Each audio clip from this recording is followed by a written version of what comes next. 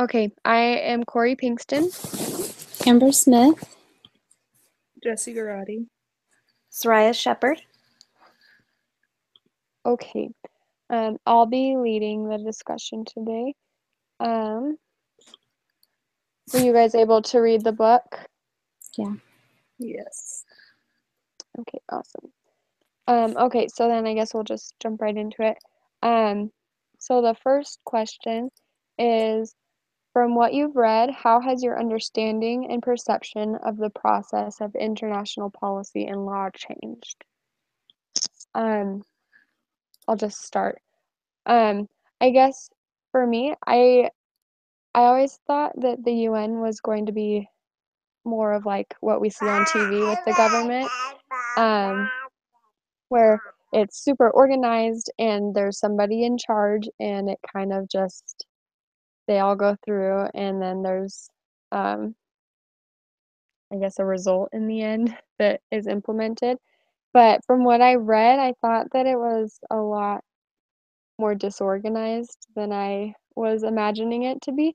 And so I guess, see from my notes, I said that, so yeah, I was surprised how informal the UN meeting was, and so like international policy and law, it must be so hard to ever put anything into action because you have to take in so many opinions. It's basically the whole world trying to agree on something.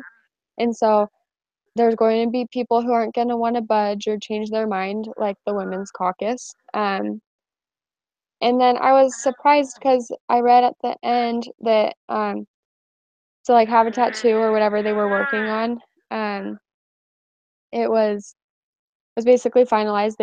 They came up with a conclusion. And then when Richard Wilkins went back the next year, he saw that nothing had changed or been implemented by it. So I guess I was just wondering how often that happens. Like, does international law and policy ever end up meaning something? Because the whole world has to agree on it and then they go back and then what happens with it? So that's what I saw. And if you guys have any other input, I'd love to hear it because I don't really understand what what So happened. I feel like, okay, so whenever they went back afterwards, so when he went to that next policy conference and everything was different and not necessarily different, but it was pretty much like it was like their speed bump, like for the Women's Caucus. Like, oh, it was just a speed bump. It wasn't a big deal. Like, we're going to still push the exact same agenda here. We're not changing our practices. Nothing's different. That's just whatever. So, a question, another one that I thought of was, so whenever lawyers and judges or whatever are pulling from the UN, from these policies and these conferences, are they just picking and choosing which ones they want to pull from? Because that's where I see the biggest issue. So yay, like Habitat 2 was this huge, amazing miracle that happened, and that's so awesome. And even there were more after that. And those are all amazing. But again, how amazing is it really if those lawyers and judges can just pull from whichever one they want? So say like, yeah, that policy conference was amazing and a miracle, but then if this other one was the complete opposite, and I mean, clearly the world has gone, I mean, this was so many years ago, and at this point, everything's different.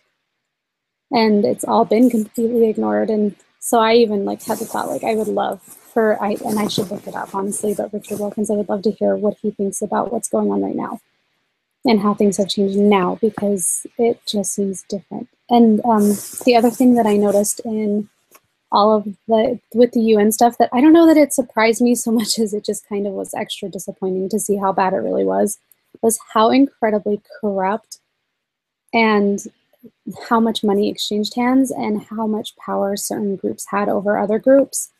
Like the Women's Caucus truly, like, they ran the thing. I mean, they just did, even though in the end they didn't actually like get what they wanted out of it, like that they were just allowed to go wherever they wanted. You know, they could go into those rooms that were supposed to be just for certain people, and they could have that intimidation, and they could, I don't know, the threats that were made. And it's amazing whenever you're involving other countries who have different, I guess, principles and morals and what they do and do not care about. I don't know. The whole thing was just a little mind blowing. But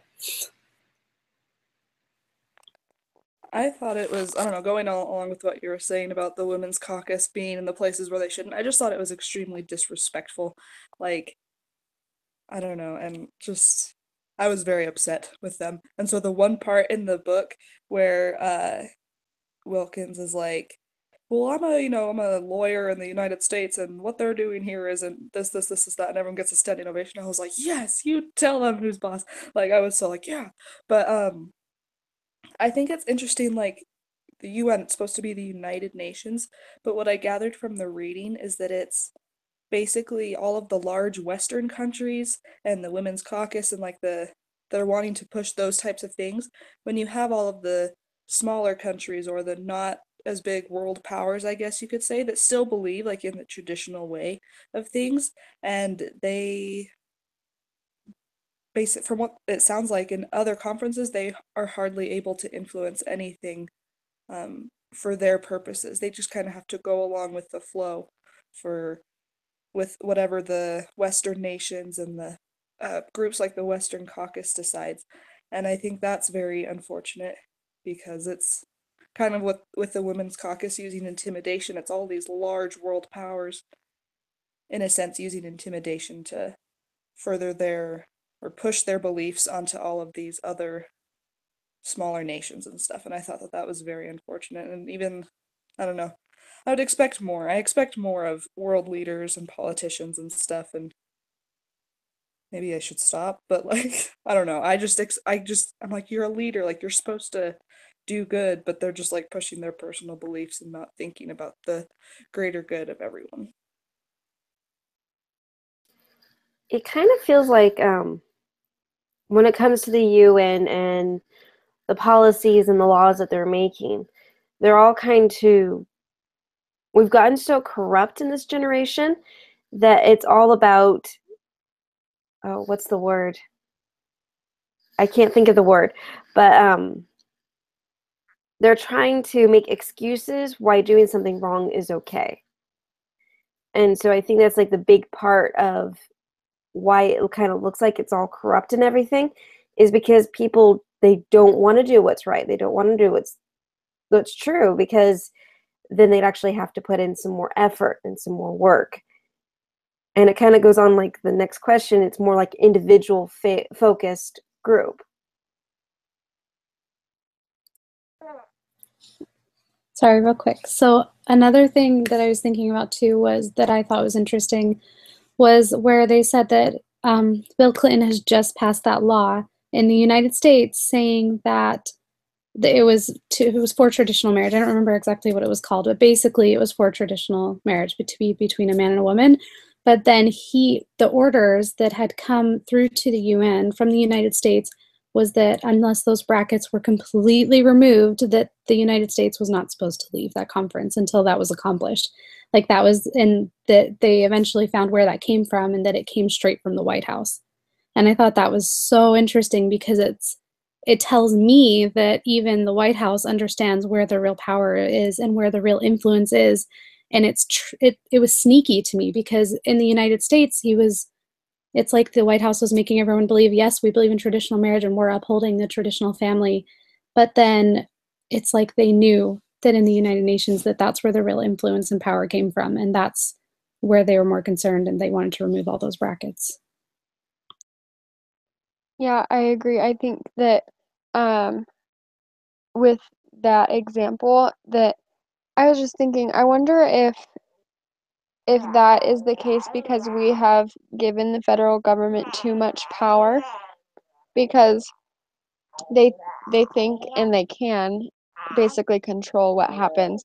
And so with this Habitat 2, the brackets were put in, they weren't removed, but once they came back, the federal government still had the power to be like, you know what, although this passed, we're not going to do anything with it because we don't want to. And so I just really liked how in the beginning Richard Wilkins was talking about how in the Constitution it starts with we the people. And if we as the people really had the power, I don't think that this would ever be an issue. I think that we would be able to go to the UN and come back, and because we as the people had made that decision, we would start to implement and make a change. But I think we've given too much power to the federal government and even sometimes the state governments, where what we want and what we vote for or what we believe is never going to be enough to make any changes. And something just going along with what you were saying about the we the people thing, I don't know, it kind of blew my mind like how at the UN different conferences you have like your government organizations where they can go to everything, and then you have like the non-government organizations where they can only do like so much. And I was like, what? Like, I don't know, that kind of blew my mind. I was like going along with the we the people thing, like how are the people supposed to get their points across if it's just three or four or however many leaders of a specific country, probably with their own agendas type of thing?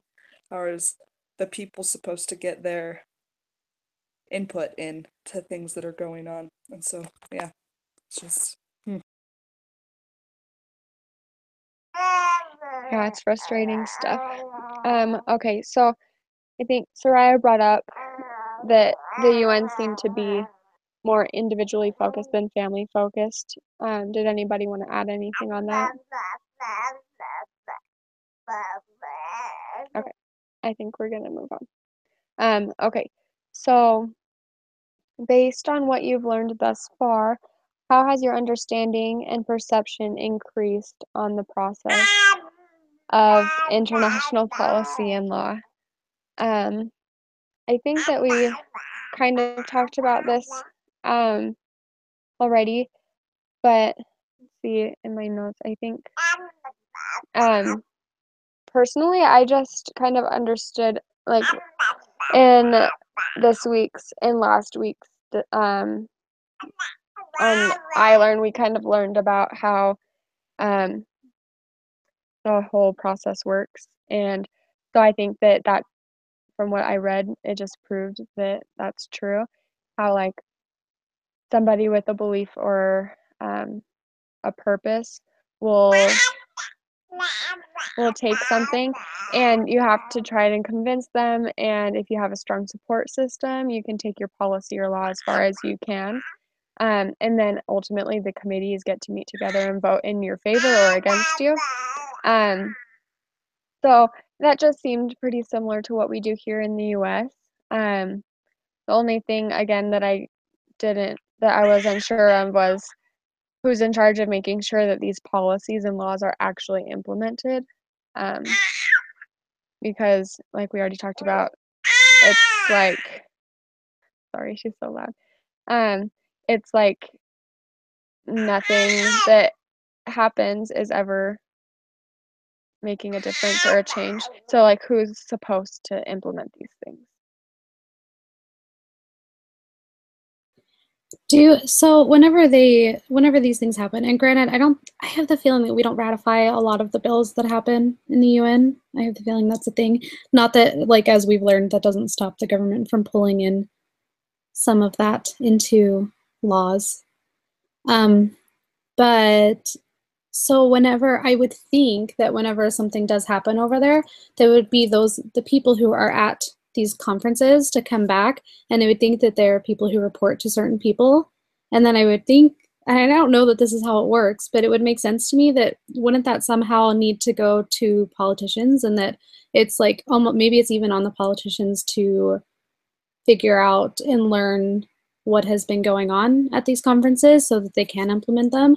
And again, I guess the biggest thing is if we're not ratifying the bill, does it technically do these politicians who I guess would be there to educate us unless we're doing it ourselves or to enforce the law, they don't really have to, because if it's not ratified, then it's technically not an international law that is going to affect us, is I guess my question. So, and I think is probably one of the biggest issues because the UN, the policies are so influential there and judges are pulling in information from those, but because they're not being ratified all the way through, they're not technically law for us either. So I think that's like a really weird gray area, and I think that's what gets it all jumbled and messed up.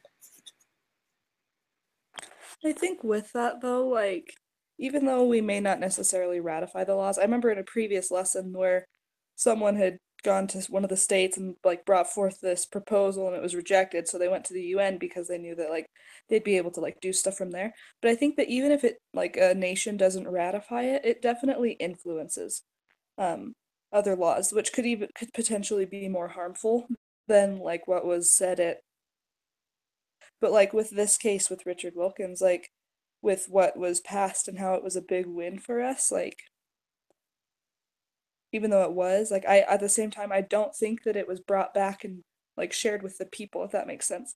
Like I think it's just strictly on a need to know quote unquote basis of whoever is influencing the the policies and the laws and the government and stuff, all the up high people, like yeah, like they know, they hear what happens and then they decide from there. And I think I wish that it was more accessible to everybody else because I have never like apart from this class, I have never heard of any results from any United Nations thing. Like yeah. So like I think it's kind of like I you can look online and find stuff, but I feel like most people don't because they don't think about it hardly ever and like there's no point to it seems like so why should I type of thing and so I think that there's definitely a lot of like what you were saying, Amber, a lot of influence, and not always for the best, and it doesn't always reach,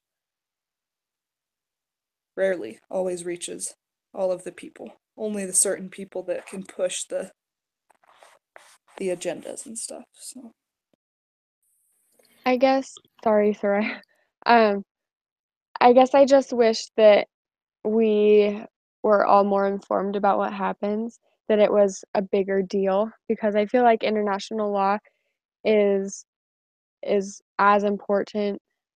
I mean, maybe not as important, but it's pretty important. And if we are um, just supposed to go along and um, not hear about what happens each year, or I mean, I feel like people are going there to advocate for things, and I I'm unaware of what they're advocating for most of the time. And so I guess either I wish it was more of a public knowledge, or I guess I just need to study it more and be more aware of what's going on so that and I don't even know if that would make a difference, but I guess if more people were aware of what happened, I think that those who go and bring back this information, that our government would be more accountable to to make a change because they would know that we all know what's going on. I almost wish there was an organization out there who would go to these policy conferences purely to take notes and to report back what's going on and to make it public. Like put it on the internet, put it out there, make everyone you know share it, and just try to get the information out to as many people as possible. Because I just don't know how else it happens. I don't know how else you educate others. Because I think part of the biggest issue in the United States is that people don't care to seek out this information for themselves. Or, like me, before this class, didn't even realize that it was a thing that I needed to be doing. Like, I had no idea. I didn't know this was like such a, I don't know. I guess I never really thought about the United Nations or how they affect us because I feel like we don't see a ton of what happens over there happening. You know what I mean? Like we don't see those policies happening in the United States, even though we do, we just don't realize it. It's like it's just all through the back door and so sneaky. It's really hard to decipher it all. So I wish that there was like a reporter who could just tell us everything that's going on. I think, sorry, I'm still a little sick. I think it also partially goes into who's got the deepest pockets. Because if it's not, like if the public doesn't know about this and they don't know what's going on over there in the UN, then people can just pick and choose about what they could tell people. And with that, they could also like push their own agenda, even if it's the complete opposite that was passed. People aren't going to know, so they have no problem in doing it. And not to mention for those that the policies that do pass and everything, I feel like it's easier to say than it is to do.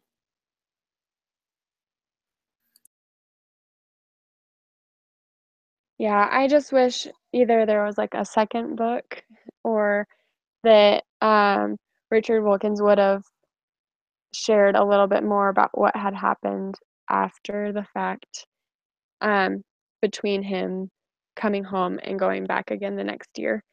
I just wish I would have known what he did with that information that he had learned. But he was part of the non-governmental organization, so maybe he didn't get to do anything with it. But okay, moving on.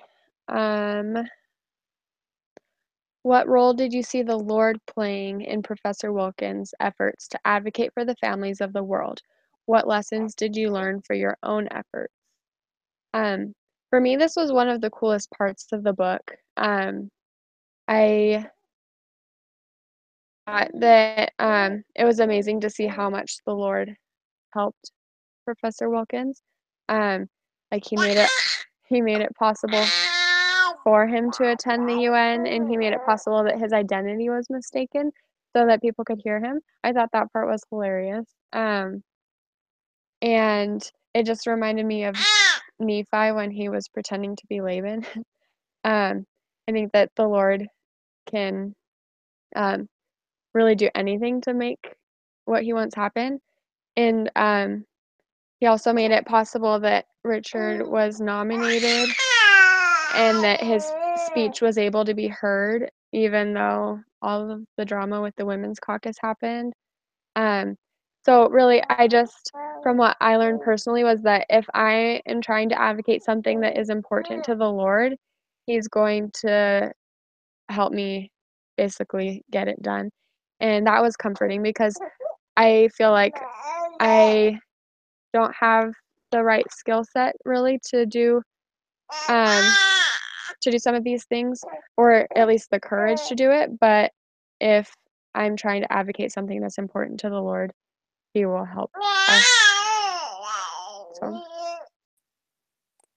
And I think adding on to that, what really kind of struck me was that Richard Wilkins knew. He's like, I knew that I was going to be one of those 10 speakers, or that, like he knew like everything was going to happen in his favor. And I think what kind of stuck with me about that was that because he knew that he was doing the Lord's work, and he knew that he had, I don't want to say like, how do you phrase it? Like the blessing of the Lord or the approval of the Lord. And so because of that, he was confident in what was going to happen. Like he trusted in God so much that he knew that he didn't necessarily have to wonder if he was going to be in those top 10 speakers or whatever. And I really liked also that he was able to open up friendships with all of those other smaller countries. Like I don't know if it was Saudi Arabia or one of those countries, where they were like, we didn't know that anyone in the West still believed in this kind of stuff.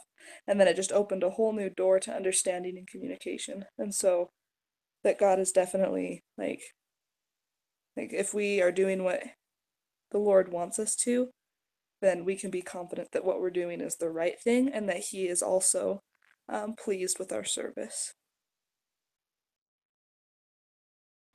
I also feel like Richard Wilkins was so incredibly careful with his words the whole time. I feel like that had to have been a blessing from the Lord, because he was attacked, and I mean the things that were said to him, and I'm sure he didn't tell us all of the things that were said to him. I would imagine he heard some pretty nasty things, and throughout the whole thing, especially when like those women were able to like be standing right in front of him, speaking loudly, saying, what they wanted to say, and then him to watch that other woman be completely eliminated from speaking. And I can't imagine, like, there had to have been some sort of rage happening inside him. I can't imagine that he wasn't getting a little worked up during so many of those moments, but he was still able to keep calm and look at the situation differently. And even in the end, throughout all of this, like, he learned to love more, and he learned how, like, that everyone is like a part of God's plan and a part of the creation, and that God loves all of them and that he loves all of them. And I think really truly believe that probably extended to even those who were against him, because I just don't know how else you're able to keep your calm and to be able to be as put together as he was that whole time. I think the Lord had influenced him from like the very, very beginning too, because he was invited to go to that conference. So he was able to actually hear the proclamation be given in kind of, not exactly in person, but like at that moment. And I've been to conference, even when I've been in like the tabernacle, and I know it's so much more powerful when you're hearing it as they say it rather than watching a recording or 2 states away. And it's interesting that the proclamation, even when he thought, oh, it's nice, it's, just something, the Lord kept it in his mind to the point where he got to the point where he's like, oh, that's why I needed to pay attention to it. That's why I needed to focus on it. And, the Lord protected him up to that point too, because at the beginning, he also mentioned how he was working with the abortion law, and he was threatened. And it says nothing came up to it, but the Lord protected him.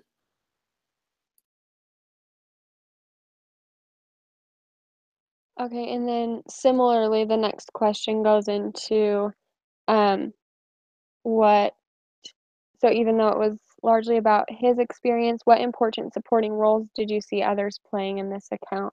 And why is it important to recognize this? And I think Jesse was the one that said about the lady from Saudi Arabia, but I just feel like there were so many other people that the Lord helped to get this this message across. So like Susan was able to get him to go to the UN in the first place, and Richard's wife Melanie supported him throughout the whole struggle, and then that Saudi Arabian woman and the other people from the United Families helped him feel supported all the way to the end. And like so many other people, just it wasn't just Richard or the advocate that the Lord was helping along the way. And so I guess if we're the advocate, we can know that the Lord really does have his whole eternal perspective, and he can see the whole picture, so that he's going to help influence other people along the way as well. Like Richard was, um, he had prepared that speech and wasn't going to be able to give it because the extra um, women that spoke, and yet that one man stood up with courage and basically told off the chairperson that they needed to hear a range of speakers. And so then Richard was able to still give his speech. And so I think that um, so many little parts behind the scenes were happening so that the Lord's advocate, I guess Richard, was able to stand up for the family.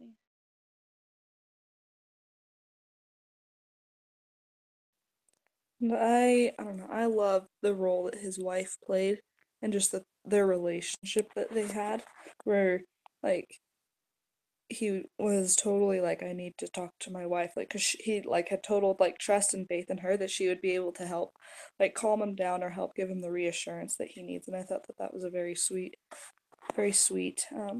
relationship that they had, even though like they were, you know, miles and miles apart, and not being able to celebrate their 25th, I don't know, anniversary or something like that. But it was, but they still loved each other and supported each other and everything. I was super impressed with his wife as well, and I couldn't help thinking the entire time, like, she had to have also been receiving so many blessings from the Lord, because during this time, I mean, she was at home and she was taking care of everything by herself, and she was still being so supportive towards him. And it's like it didn't I mean, and who knows from her perspective what she went through, but still, it's like it didn't necessarily phase her. Like, she believed in her husband so much and supported him so much that even though I would imagine that that was hard on her too, emotionally, like, and just even knowing that your husband's going through things like that, it had to have been hard on her.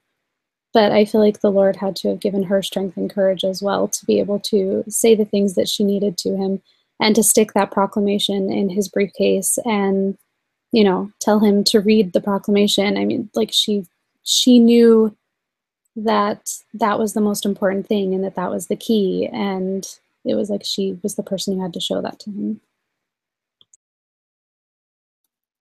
I'm kind of reminded of with his interaction with his wife, a bit about, this might be a bit far-fetched, Lehi and his wife, having to leave Jerusalem, leave everything behind, and to follow what the Lord wanted. And the professor having to leave behind what he had planned with his wife, and knowing that, well, I guess he didn't know that things were just going to be a little bit dangerous for him, but being able to pull through that, and his wife, because I can imagine he told her everything, and just having the strength that they both had, not only for the strength on each other, but also their strength on the Lord.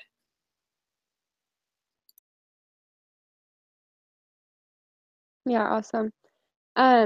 So I think that we have talked um about everything, but was there anything else um that you guys wanted to share or talk about the book? So I just had this was probably my favorite part in the book, and I'm just going to read it because it was really good. And it's towards the end. It's on page 101, at least in my book. I assume that it would be the same. But it says, well, Melanie's right and I'm right. We choose, of course, but it's more like we make one grand choice, and then after we simply follow where that leads us. And we have no more choice because we've yielded it already. That first grand choice is between comfort and growth, because the choice for growth means that we must make subsequent choices that make us uncomfortable. Maybe the reason some of us believe that we have no choice is simply that we lack the courage to let ourselves make those difficult decisions as we go along. Comfort is hard to sacrifice, and when each choice is considered on an individual basis, the comfort will always beckon. So, well, call it lack of courage if you like, but for me, I say there is no choice. The commitment to growth has been made. And I think I loved that so much because for me, that's almost kind of what advocacy is about.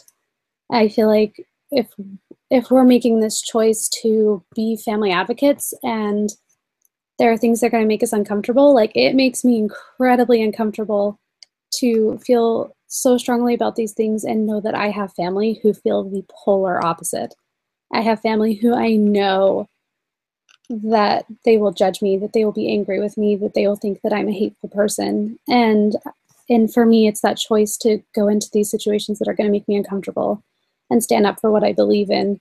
And I feel like I've made that choice. And so I guess I kind of feel like him that, yeah, I've made that choice and it's too late and I'm going to have these uncomfortable situations. And all I can do is trust in the Lord and in his process and be kind and loving myself and not ever be argumentative or hateful. And it'll all work out just fine, even though it's scary. I love that too. I think that proof of that was him and how many uncomfortable and awkward situations he was put in as well, and yet he was given the strength to just deal with it, and it never stopped him. And so I think that we can take courage in that too, where if we decide now that we're going to be advocates and always choose to do what's good, then the rest of our decisions are already made for us. We just have to have the courage to do them. So I love that too. Um, if nobody else is wants to add anything, then I think we can do the um, whatever it's called, the wrap up summary. Okay, got it. Okay, so the UN meetings are a lot more informal than we thought that they would be. Habitat 2 was finalized and but when going back the next year, nothing had been changed, and it was like it didn't matter. It was just a speed bump for a lot of people who were opposing it in the first place. We thought it was frustrating how the Women's Caucus just went wherever and did whatever they wanted within the UN. And we talked about how the United Nations is supposed to be just that, a united nation, but it feels like so many countries that still do believe in traditional things don't necessarily have the power or the money or the amount of people as so many of the Western nations do. And so they're forced to go along with the flow and do whatever the rest of the people want. We all agree that the UN is definitely more individually focused than family focused. And even when the United States doesn't ratify a lot, it's still incredibly influential to the lawmaking policies that occur. Things that occur in the UN are almost on a need-to-know basis, and unless we seek out the information that is happening in the UN, we aren't going to know what's going on. We also talked about how deep pockets make a huge difference, and it seems that whenever you have money, you have power. And then we talked about how the Lord helped Richard Wilkins through the entire process so that people could hear him and what he had to say. Professor Wilkins also knew the entire time that he would be speaking, and because of that, he was able to have the confidence and faith and knowledge through the Lord to say and do what he needed to do throughout the whole process. The Lord helped him to be able to speak calmly and use his words wisely. And the proclamation played a huge role in Wilkins' efforts, and the Lord protected him and gave him the knowledge and power he needed through the proclamation. Also, the Lord helped so many others along the way besides just Richard. He influenced others to help get Wilkins where he needed to be. He influenced them to have the courage to stand up and say their own part. And his wife in particular played such an important role in his efforts. And we can all take courage in our choice to become advocates. And if we choose to do that and choose what's good, the rest of our choices are already made for us.